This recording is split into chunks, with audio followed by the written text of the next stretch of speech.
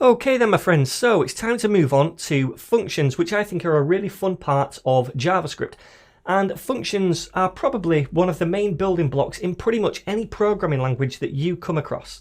And they fall under the object type in our data type list. Now, what functions allow us to do is define a block of code, which we can call and execute whenever we want.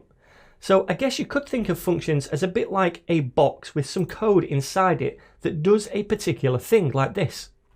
Now, when we want to run the code inside that function, all we do is we call the function like this and it runs the code inside it.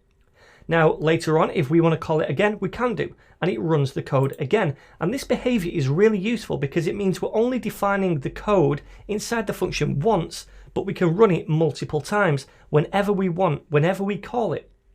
So imagine we have a web page with a button on it, and every time a user clicks that button, we want to run the same bit of code. We could create a function which contains that code that we want to run, and then whenever a user clicks that button, just call the function to run the code. And we can do that whether the user clicks it twice or 10 times, it really doesn't matter. We define the code once in the function and run it or call it as many times as we want in the future. Now, we could also pass values into functions so that the function could take those values and do something with it, and then when it's done, spit out an updated value at the end. Now, an example of this would be to receive maybe a list of geo coordinates from a database that we want to convert into some kind of real address. We could write a function that takes in a latitude and a longitude value, and it grabs those and converts them into some kind of real address. So say we get a list of different coordinates, 50 of them in total.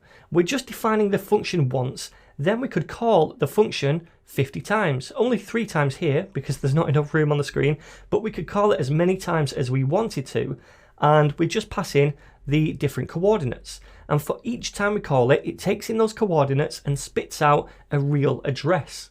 So this is the power of functions, to create little blocks of code that become reusable.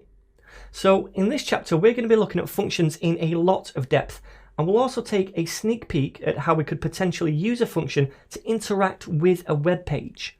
We're also going to be discussing what methods are a little more in this chapter, but not in too much detail just yet. Remember, a method is just a function which does something, but there is a small distinction between functions and methods, and we will discuss that as well.